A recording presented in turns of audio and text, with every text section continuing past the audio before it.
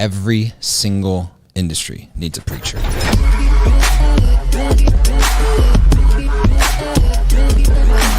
This is Auto Collabs. And we know who that guy is. We found ours. We found ours. His name is Tim Cox, and not that he's now. Granted, the man will pray you a serious prayer, but he's also a preacher from an encouragement, intentionality, culture, familial aspect of the way, like every single person should approach day-to-day work in and throughout the automotive industry. Tim Cox is almost the heartbeat, soul, and passion of the way that should operate within automotive. The first time that I heard him speak was maybe just a few months ago at time of recording this. And we were in Napa, and he got up and he spoke, and the whole room was in tears. Really? Like, I've never seen a room Full stop. Yeah, like we were all crying. Like motivated, inspired, impassioned, but like tears visibly streaming down How many people's people faces. were there? There might have been maybe 200 people in the room. Dang. Yeah. All auto folks. Yeah. We're talking bottom lip quivering tears. What did he talk about? I don't remember, but I remember how he made me feel. That's how it goes. That's how it goes. I mean, I hear Maya Angelou has a thing about that. yeah, Yeah, exactly. I don't know. You should coin that. Yeah. Something, feel more than something, speak. Very good. I think that's articulate. You know, I've being around him, you realize his humility is genuine, and the success that he's had is really the way it follows him from place he's been to where he's at CarNow. You know, it's because he cares about the team and building a strong team and watching people succeed and grow. You realize that is the secret sauce. Yep. Like, it's not the common denominator. Like, I'm a technical genius, right? He's actually a human genius, right? He understands the human side of business. And so I'm excited for everyone to hear this interview with Tim Cox. There are very few people that when you get into a conversation with them, it always ends in a smile no matter what. And Tim Cox is absolutely one of those people for me. Tim, thank you so much for joining us on the show today, man. Thank you for having me. This is exciting stuff. Not only am I learning, unfortunately, I don't have a cool colored mood light in the back. We go. But hopefully I'll get I'm going to get a link sent to me on my cell phone device, and I will call up a little company called Amazon, and I will get those shipped directly to here at CarNow Central in the And the next time you will see Tim Cox online, you will see some cool blue. Not to steal. This has been live. This is live. That's right. I have a new microphone and I'm playing with it right now. Good to see you, boys. How are you? Oh man, this so is good. This is good. So See what he here's- means. See, we just it always goes a little sideways. You're already smiling if you're on the other side of the thing. If you're not watching the video, he's holding up his Celsius, which is apparently an energy drink with nothing in it but everything in it you need to have a whole bunch of energy. And there's your advertisement. We don't have an advertisement for Auto Not Collab yet. sponsored. Maybe It you will was get one not now. Sponsored. Maybe you'll get one now. Sponsored by Celsius. That's right. Okay. It's not. Okay, so I wanna say this. So, Tim, for me personally, you've been a mentor along my journey the last year and a half since we met for the first time. And this is what I love about Tim is you always have this ability to be present in the room with what you need it to be, but you're willing to have the conversations that are necessary outside of general public. And I wanted to lead with that because I think that it's important for people to know that you are someone that is both a visible personality, which I think a lot of people in automotive see you on stages and out and about, and you have a charismatic nature about you, but you are a leader that is in the trenches, not just with your people, but with a lot of others across the automotive industry. And I just wanted to take the moment to acknowledge and thank you for that, and like tell automotive that that's the reality of who you are. So if people didn't know that already, which I think they did, they will. But I want to go back because a lot of people, CarNow is what, is 7-8 year old company now? Is that right? Oh yeah, we well, it depends on when you deemed us a company. I left the dealership. There was only 4 of us at the time, the 4 founding members of CarNow. I left my dealership here in Atlanta December 1st of 14. So if that's our official date, then that's our official date. It was me living in my car and showing demos and getting people to sign up for CarNow. Is that how you name the company? No, actually, that was my partner. I'm living in my car now. CarNow. Yeah. It just fit.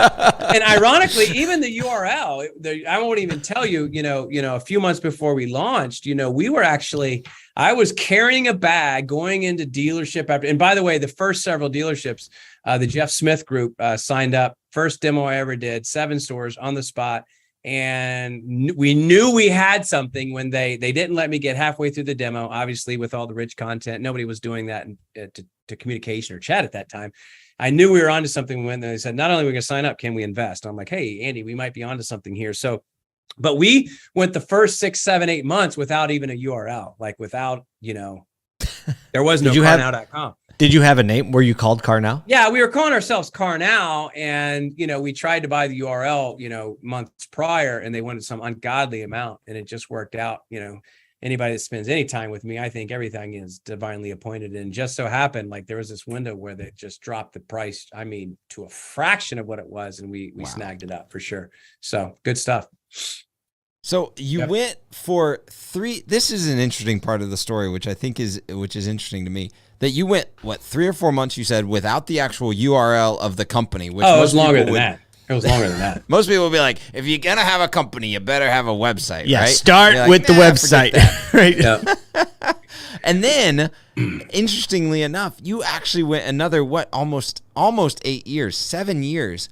Without hiring marketing personnel, like you're uncovering all our dirt. Yeah, that's true. That's true. We just but that's not dirt. That's that's impressive. That's hustle. Yeah, that is hustle. It's just work. It's like I tell my kids all the time. I had my son, who I'm very proud of, was just in town as well as my daughter, but she does live here. That's what I told him. I said, to be successful today, most people, they want a job. They don't want to work. And if you work and if you pour into your people and are around you, I mean, good things happen. But yeah, we grew to 5,000 plus dealers with not one person in a marketing partner, 0 marketing. The marketing was going out and preaching the gospel of CarNow and pouring into your team and the law of attraction. Something's going on there. They're not perfect, but something's happening. And then again, the law of duplication, being able to duplicate that process over and over and over and over again. Do we fall down? Yes. Do we mess up? Yes. Do we screw up? Yes. But it's how you, in fact, some of our best relationships have come from our biggest screw ups and how you handle that stuff. But yeah, I appreciate you. It's some of that stuff's a little embarrassing, but it worked out. But yeah. No, but here I want to tie that because most people are like, oh, that's a cool story, but that's something that I think we can take away in business, whether it be from a dealer perspective or an industry partner, that the growth mentality of any sort of business is directly relational to the type of work that's put in, and you led with a relational strategy, and you did and you duplicated that throughout the company, and I think that. Not that you didn't have a marketing budget, you weren't going to events and being a part of everything that automotive is doing and that type of thing, but that you did it with an intentionality that was led by people first and not just like ad dollars thrown at walls, right? Or a marketing team that was just creating content on content, but you did it with like, hey, we're going to just be in the dirt and we're going to be a part of the community that we're a part of, which is automotive, right? No, 100%. And I think the key is, and I think we, listening to different people, and there's a few companies out there, I think, that have the same culture, but I don't like I is the only time I don't like the word I said, we don't like the word, we did this collectively, having a partner who now has become one of my best friends in all the world, Andy Park, very brilliant guy, been in the software space before. One thing that he says that I think any company or any organization can really learn from that feeds, and I think about almost daily, is look, I don't have to be right, but one of us has to be right. So pulling your inner circle close to you and figuring things out, the things that are facing automotive right now, the inventory situation. How do you put a piece of technology together, for particular dealer groups to acquire vehicle, how do we do this? Again, I don't have to be right, but one of us has to be right. And what do you mean by that? Unpack that for me. When you say one of us has to be right, what do you mean by that? What I mean by that is, unfortunately, especially when success comes, I talked about it with Patrick Abad earlier today on our podcast, and he put it this way: we are not as good as our financial statements say we are right now. Because of what's happening in the market. And sometimes even with companies like ours, you achieve X amount of success, you get the awards, they tell you you're the fastest or one of the fastest growing, all this stuff. We start reading our own press clippings. And unfortunately, and look, I was guilty of this when I was in the dealership. We start going into board meetings or conference rooms, and no matter what's said in that conference room, we've already come out with our ideas. Like we're the smart. We're not ever going to say it, but we're the smartest person in the room, right? If the whole world, world hunger and all the drama, if they would just listen to me, everything would be fine. Get it? A little bit of that on the internet these days. Yeah, a little bit of that on the internet. We have international policy experts, medical experts, political experts, right? Yeah. So I think it's a mindset of, look, I have my ideas from the conversations that I've had, and look, we've been right a lot. The ideas that I thought that I brought to the table. So creating that culture, creating that environment within your organization. I think you guys have that with what you guys are building. But coming together with ideas and then hearing other ideas on what you think the solution is, and then collectively coming up with a solution. And whoever's idea is not so much as important as us getting it right. So that's where we talk about when Andy says, look, I don't have to be right. Like, my idea doesn't have to be right. But one of us in our circle needs to be right. There's so much to take away from that. It reminds me of a story, since you're in Atlanta, I'll tell a Chick-fil-A story. There's I don't remember exactly who said it or where I read it, but they were talking about the way Chick-fil-A makes decisions at the corporate level, and at the highest echelon of the company.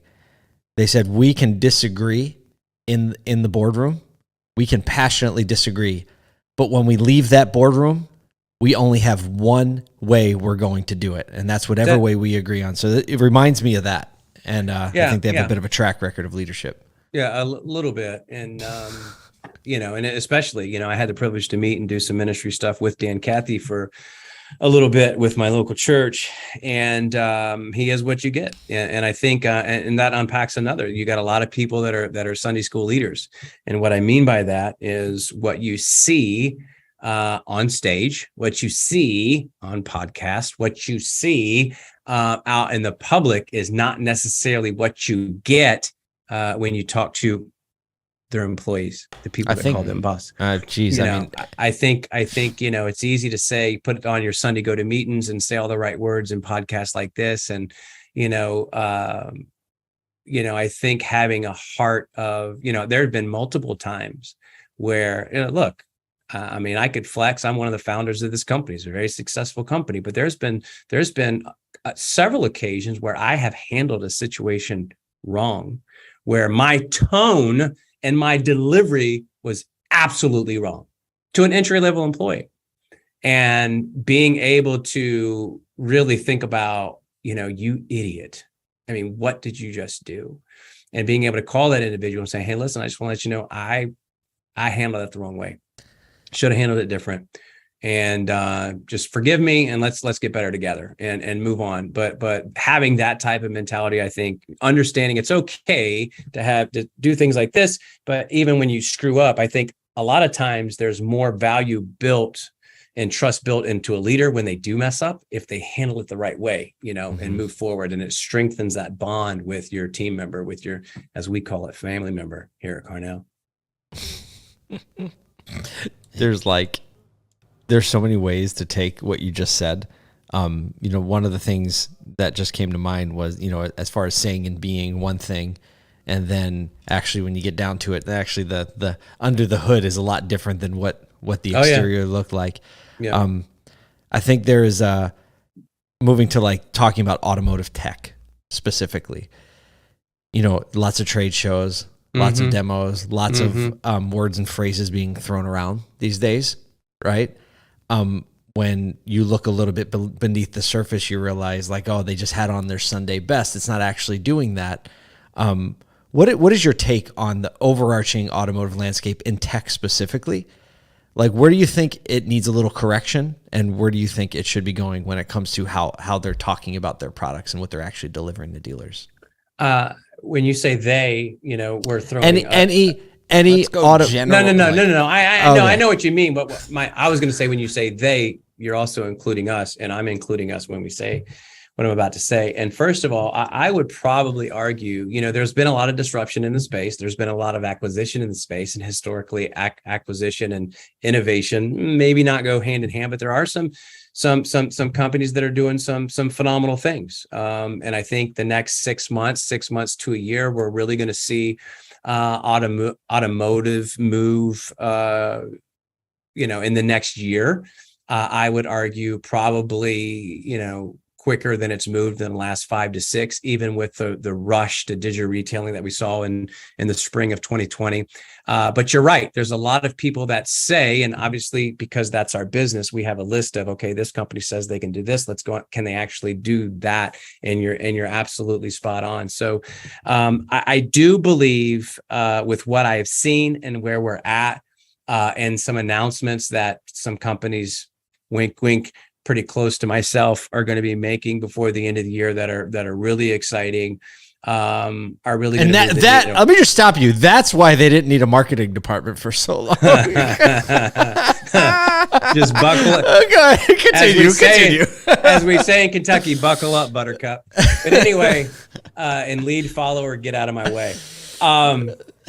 I really believe that, where the industry's moving, this is what I'll say with, everybody's talking about buying online and everybody that even finishes the deal. And I've even said that, even people that go through our entire process of buying a car online, 70+%, depending on the particular case study, still want to go to the dealership. It's because exactly what you said, the technology is not there to make it an Amazon type experience, to make it a click, click, click, click, let me get a lot of the things done. So are those numbers skewed because what technology companies are saying they can actually do and what they can actually do is really showing itself in the percentage of people that still want to come in? I would argue yes.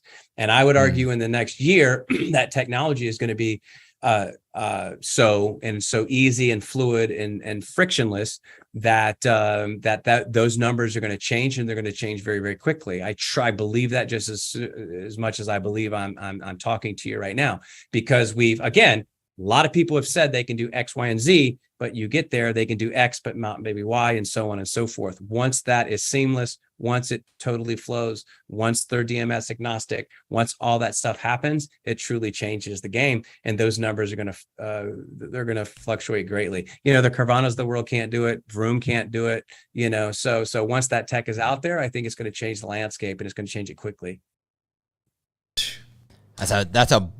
I'm going to just call it like I see it. That's a really bold statement, because I probably would have said that about 2 years ago. I'd have been like, you know what, probably by the end of the year, we're going to be able to figure it out. But there's been a lot of barriers in the way in both connectivity as well as tech, understanding the process, all of that type of stuff. But I do agree with you that the speed of technology, not just change, but also adoption, is going to become very, very, very fast-paced over the next year in automotive. And I think that there are some factors contributing to that, especially things like the way OEMs are pressing dealers to engage with customers. And I think that's probably going to start to break the barrier of like that speed of collaboration and connection that's been so hard to come by for so long. In your conversations, specifically, because this is Auto Collabs, right? What are those conversations looking like in all of these connected platforms that have to come to the table? Because when you think about a retail automobile transaction, it's not as simple as buying a widget on, like, I just bought a crib for our baby last night on Amazon, right? that's a simple transaction. It's like, that's the price. Here's the dollars. That's my bank account. Done, right? There are a lot of partners that have to come together for a single retail transaction in automotive. What are those conversations like? Have you noticed a shift over the last few years as to how people are willing to integrate or accept new collaborators or be involved with making this a reality? I think obviously, we're building a DMS is never going to be on our personal horizon, right? So I think with any company like ours, you have to have great DMS partners, and we've had partnership. We have partnerships with Reynolds. They do a great job there. CDK, dealer built. Dan Moore. I would look, with some disturbance in the bigger companies. I'd watch very closely what Dan, just because everything Dan touches does well. Plug for Dan, but I mean, it's just facts trump feelings. I mean, everything he touches, every company he touches does very, very well. Dan's one of the bright. So him now, I believe, steering the ship or steering a lot of the ship there at Dealer Built, there's going to be some good things. So you need good DMS partners that you have smooth API integrations with. And I think it's the responsibility of companies like ours to kind of put the pieces together. I will tell you the encouraging thing on the OEM front, there is one, maybe two, one specifically OEM that confidentially we're under NDA that we're working in lockstep with, that is looking at it to where, hey, let's bridge the gap between tier 1 and tier 3, and what does that look like? And oh, by the way, we'll share the data with the dealer, and the dealer will share the data with us, and we'll move. So I really believe once that's out, and that's coming very quickly, OEMs will quickly realize that they don't have to have a particular, maybe, and I don't want to go down that rabbit hole, but they, mandate a particular DR provider, but that'll really open up and really give the roadmap of what can be done when people just want to figure it out. I said last year in November, and I didn't say it, but I quoted it, but Reagan, I think it was Ronald Reagan that said, it's amazing what you can get done when no one cares who gets the credit. Here's the problem. So much. It's the truth, but here, everybody is pick me. It's like Finding Nemo with the seagulls, and that I'm a hillbilly, and I'm mine. That's what I picture in my head. I did it. But really, that's why we partner with Darwin. You know what I mean? Darwin. We were building a menu, and we have 5,000 ex-customers, whatever. Darwin, there's a lot of overlap there. Obviously, Darwin has whatever it is, 7,500, 8,000. What Phil Batista built is, in my opinion, the best. Menu system. Instead of building, let's partner. You know what I mean? And that, the particular, bigger dealer groups that have the numbers are not deniable. So again, that's the aspect. That's why I can be very confident in landing the plane of 2022, taking off in 2023 with the OEM conversations that we are at least having that are confidential in the space, what we know we're building. The announcements we're making, the acquisitions that we've made as far as talent and all this other stuff. That's why I can be pretty confident, as it's going to be a very exciting close this year.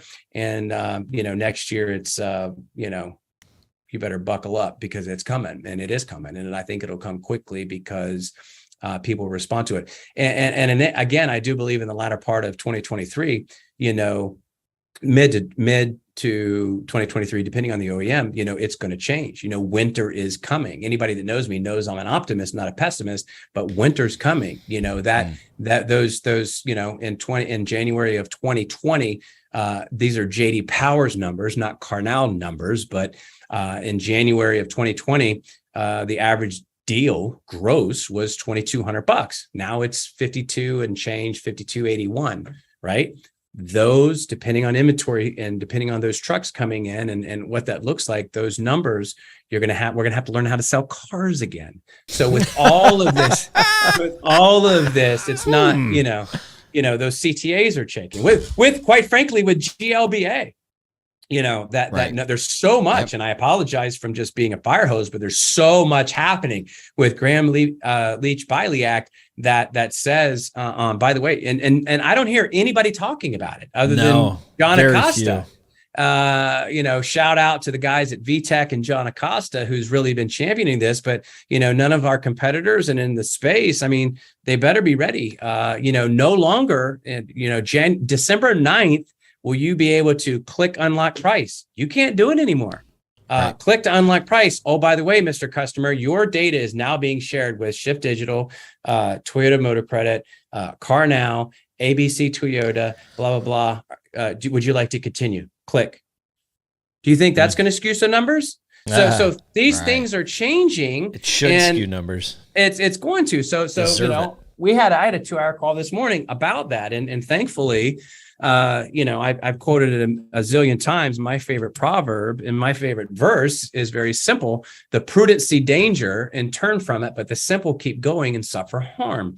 We have to constantly be looking forward, be that lighthouse, be on top of that ship, looking to see what's coming. That's what Patrick Abad and Kevin and Deutsch, all these people do. They're cranking, but they're looking out ahead over the horizon, seeing what's coming, and we're planning accordingly. Those are the dealerships. Those are the companies that will continue to be successful, and they will recession-proof their business if they continue to do that. Look, you might make something and fix it and it doesn't work. You adjust, you look at the game film, you try it again. But to sit and think, and look at our financial statements and see how pretty everybody thinks are, those are the companies that are going to get run over. Those are the dealerships that are going to get run over. And those are the people, the salespeople that are going to scatter and look for the dealerships like Patrick's and Kevin's and all the other, and Daniel Go in Columbus, Ohio, and all these amazing leaders.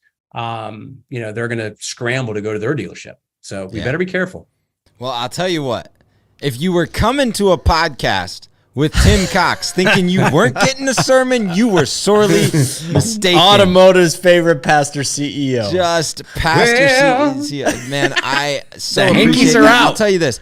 The Tim Hankies is are gonna out. Be he's going to be at ASOTU Con. He'll probably be at like 33 other events this fall. And so you should catch him. You should rub elbows with him, be around where he's at, because whether or not it's being a part of CarNow or just understanding his philosophy and vision for where our industry is, I think that everybody would be do well to do so. So Tim, thank you so much for joining us on Auto Collabs. It has been a pleasure once again.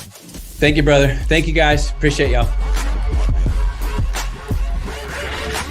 When they say evangelist CEO, there's a picture of Tim Cox in the dictionary next to that. It is no doubt, no wonder why he didn't have to hire a marketing professional for so long, because he's been out there preaching, but also practicing what he preaches and building a product that follows it up, right? It's not even leading with the product. It's leading with the ideas and the culture and having the product that backs that up, which is why I think people just gravitate toward Tim and the CarNow family. Yeah, every time I hear one of his employees, they always talk about he calls the CarNow family La Familia. Yeah, because he wants them to not say the family. He wants La Familia. Yeah, right. You got to get it right. Yeah, you got to get that right. And I think that's the type of way that he approaches a culture. So starting hearing this, I don't have to be right, but somebody does. That's another piece of humility and approach that leadership team is taking to say, hey, look, we know that we've got the right smart people in the room. We're good. Let's just take the person that we know is probably going to be the best in that area or that theme, and we're going to run out of this room, and we're all going to be on the same page, and then we're going to make sure that we attack that as if it was our own idea. Yeah. And that type of approach, I think, especially from a team mentality, especially any level of leadership team in any business, is an approach that we should all be looking at, knowing that, hey, look, there are strong people on your team, and trusting them to make the right decisions a lot of the times is your best case scenario. And just going, hey, look, we don't have to all be right, but someone does. Right. Humility is the best word, and it requires degree of humility for that many people to be able to come into a room and counsel with one another, like counsel SEL, not yes. You know what I mean? Like right. Sometimes people think they're the same thing, but to sit on a council versus counseling with one another, I think requires a tremendous amount of humility, but also means that you're all there knowing that you have to move in consensus and in the same direction. Being willing to try something, and then for everyone in that room to take a level of ownership where you're not like, oh, see, I said yes in the meeting, but Sally screwed up. Yeah. Like finding that hill. I can't remember who said this recently. I think I was reading it in a book or an article somewhere, but it was like, you need to be willing to find the hill to die on and like go all in on that. And so I love that. And it just speaks volumes to the level of ownership it requires on everyone who's involved part to make an initiative work. Well, when we get to ASOTUCon, and this is being recorded before the first ASOTUCon, and what's going to be really cool is that you're not going to see the CarNow team out there shelling digital retailing. They're going to be shelling food and service. Yeah. Because it's the nature of the company. And so I love to see that they're putting those words into actions. And if you're not coming to ASOTUCon, you'll want to, because you'll want to meet Tim Cox and his whole team. But for this has been Auto Collabs, and on behalf. Got it. On behalf of Cirillo. He's like, On behalf of Michael Cirillo, Paul J. Daly, and myself, Kyle Mountsier. We'll see you next time.